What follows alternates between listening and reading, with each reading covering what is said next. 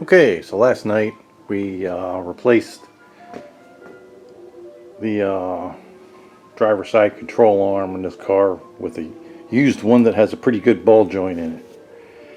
So we had to swap over the Elephant Racing spherical ball end bushing and the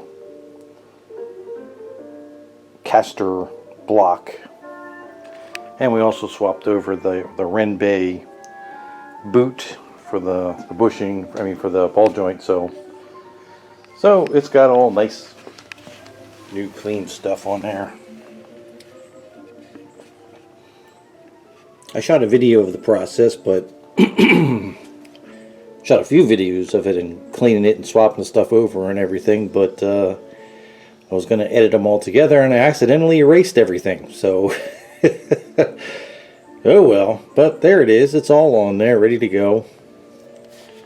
Just got an appointment for tomorrow to go get the re-inspection done, and then hopefully we'll get some stickers on it. But right now we're gonna actually check this ball joint. It's used, so it probably has a little play in it, but we'll get to that right now.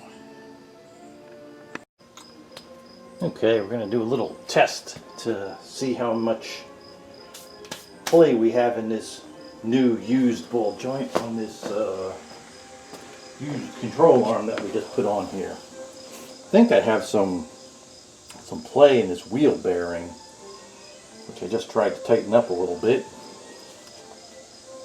There we go. So we've got a significant amount of wiggle here. Well, at least a little bit of wiggle anyway. Just gonna put this on video, so that much there feels like the wheel bearing. A little more, I'm guessing, this ball joint. So it's possible this ball joint has a little play, but probably not nearly as much as the old one. We'll take a look. So after reviewing that last video of the ball joint movement, it looks pretty good. There's a little bit of up and down motion in the strut. That's just because the spring is a little short and it has that little low tension helper spring in there to take up the slack. So that's not a big deal, but there was a significant amount of wheel bearing movement,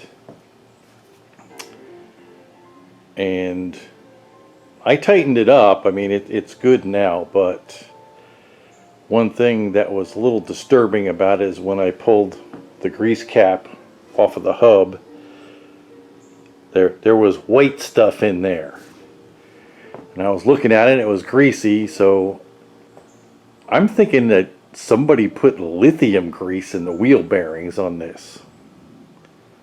And I didn't notice, well, I haven't really looked at the other side yet, but you know, I don't like that. That's bad. Lithium grease is not what you put in wheel bearings at all. It kind of isn't afraid of absorbing water, and it's no good for high temperature. So yeah.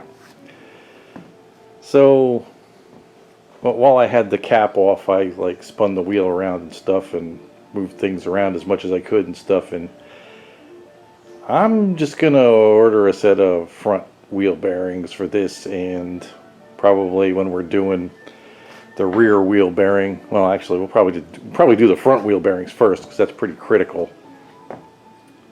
Because it's one thing if you lose a rear wheel bearing, it's probably just going to start coming apart and destroy itself, but front wheel bearing rides on the spindle, like the bearing rides right on the spindle. So if that gets hot, you stress your spindle and it'll crack and break.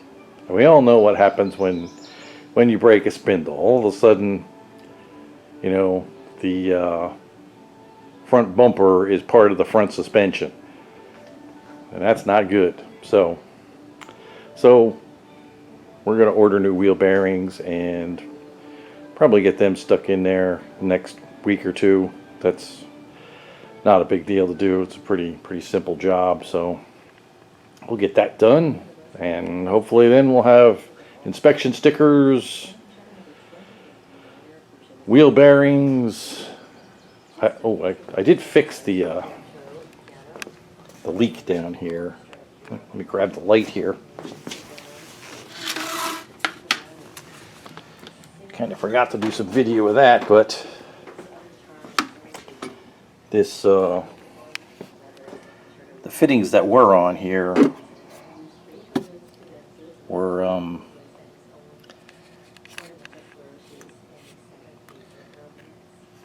leaking, so we got new fittings, got some Earl's fittings, and got crimp rings, and I bought the proper tool to crimp them on there with, so they're all crimped on there right. I put 2 on there rather than 1, and you can't really see it down there, but I put a second mounting bolt in this thing, so this ain't moving nowhere.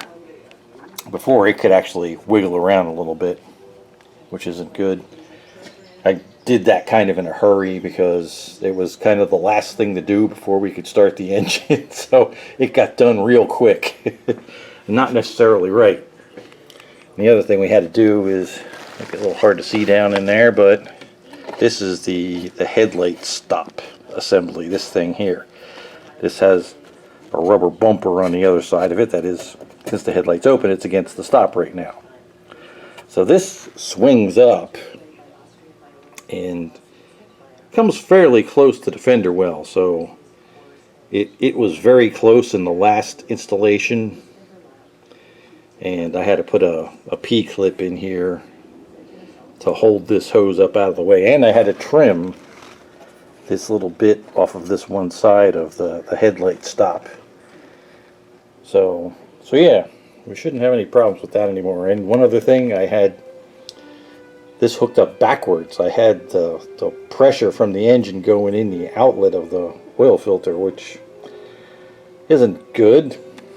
So before we start the engine again, actually I got to do that this evening. We'll pull the oil filter off, put a new oil filter on, and we'll probably just change the oil while we're at it. It's got a few hundred miles on it now, so it's we'll consider that oil cleaning oil. So it's done its job of cleaning, and we'll dump it, put fresh oil in it. Then we'll be ready to go.